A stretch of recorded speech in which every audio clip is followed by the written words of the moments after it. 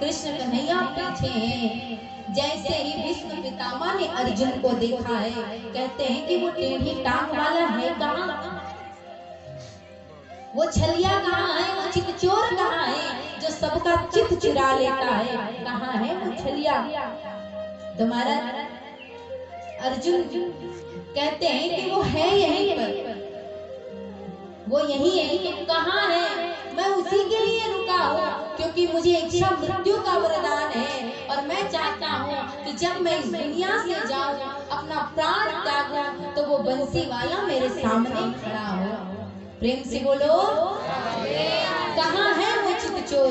उसी समय माधव जो है सामने आए, कहे भीष्म पितामह मैं आप यहीं पर हूँ, आपके सामने हूँ, भला आपका माधव आपको छोड़ के जा सकता है क्या? मैं आपके पास ही हूँ। जैसे ही भीष्म पितामह ने देखा है माधव को, प्रसन्न हो गए, आनंद मग्न हो गए। आज भीष्म पितामह कहते हैं कि हे माधव, ये आपका दास जो है आपसे कुछ वचन चाहता है। माधव कहते हैं कि क्या मांगना चाहते हैं आप, मांगिए। कहे आपसे भी मुझे 2 वचन चाहिए आपसे। क्या?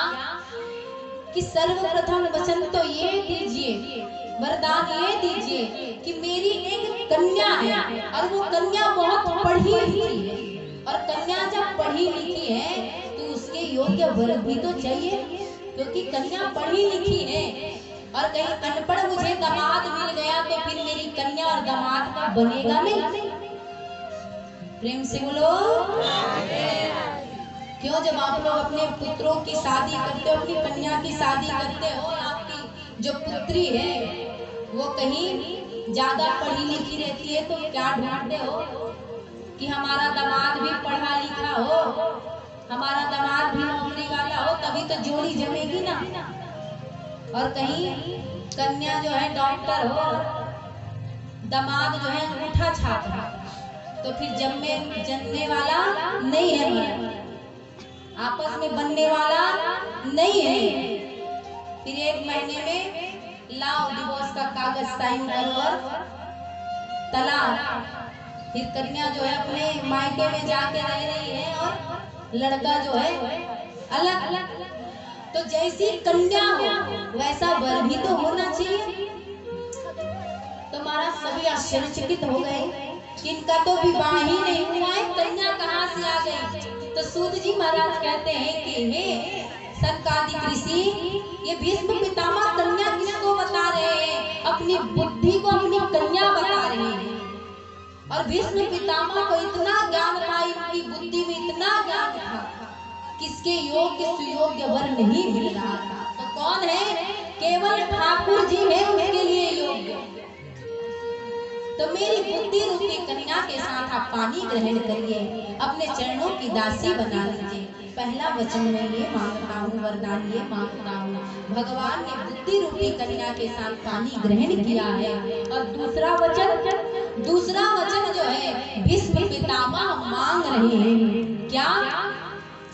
गोविंद मेरी यही प्रार्थना है, भूलो न मैं नाम कभी तुम्हारा, निष्काम होके मैं दिन रात गाऊं, गोविंद दामोदर माधवे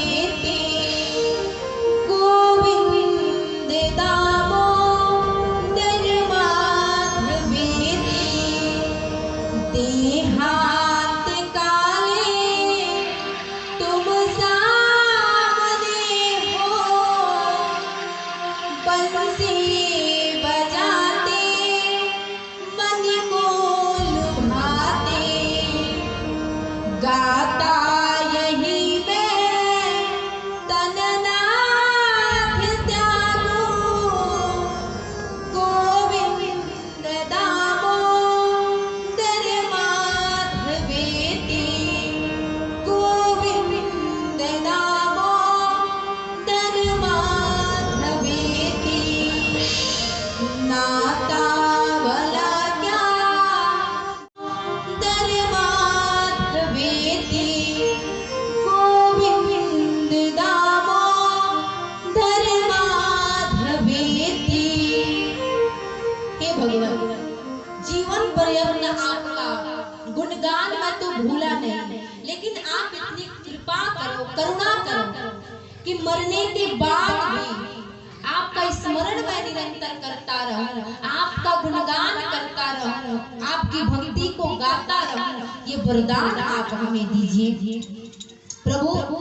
जब मैं अपना प्राण त्यागूं तो आप मोर मुकुट धारण करके बांसुरी को बजाते हुए आप यहाँ पर खड़े रहे, आपके मुख को देखते हुए, बांसुरी की धुन को सुनते हुए इस जगत से मैं चला जाऊं, केवल आपको देखता रहूं। भगवान इस वचन को भी स्वीकार किए हैं कि हे पितामह, आप जब अपना प्राण त्यागेंगे तो ये माधव यही खड़ा रहेगा और आपको अपना चतुर्भुज दिखाएगा, बांसुरी की नाद छेड़ेगा, मोर मुकुट धारण करके अपनी ललाट का दर्शन कराएगा, अपने मुख का दर्शन कराएगा। आज भीष्म पितामह प्रसन्न हो गए, प्रसन्न होकर के भीष्म पितामह जो है भगवान की ओर एक तक देखते हुए अपना प्राण जो है भीष्म पितामह की अंतरात्मा जो है वो परमात्मा में जाकर के लीन हो गई। प्रेम से बोले भीष्म पितामह महाराज की। आज भीष्म पितामह की अंतरात्मा जो है वो परमात्मा में जाकर के लीन हो गई। भीष्म पितामह को भगवान नारायण का परम पद प्राप्त हुआ है। प्रेम से बोलिए राधे राधे। थोड़ा धीरे बोलिए, एक बार और बोलिए। महाराज, ये है भीष्म पितामह की स्तुति। भगवान ने सुंदर अपने भक्तों के ऊपर कृपा किया है, परीक्षित के ऊपर कृपा किए, भीष्म पितामह के ऊपर कृपा किए, पांचों पांडवों के ऊपर कृपा किए, कुंती के ऊपर कृपा किए हैं। भगवान जिनके ऊपर कृपा करते हैं ना, फिर वो जन्म मृत्यु के बंधन से मुक्त हो जाता है और भगवान के पदाधिकारी हो जाता है, भगवान के परम पद को प्राप्त करता है। इसलिए मैं बार बार कहती हूँ कि आप कुछ और मत सोचिए, कुछ और मत करिए, केवल भगवान के नाम का गुणगान करिए, भगवान की कीर्तन को गाइए, भगवान की कथा को सुनिए। प्रेम से बोलो। तो आइए हम जो है आज की कथा यहीं पर विश्राम करते हैं। कल की कथा आप लोगों के लिए होगी परीक्षित जी का जन्म, मनु शतरूपा की उत्पत्ति, 12 भगवान की उत्पत्ति और मनु शतरूपा के वंश का वर्णन।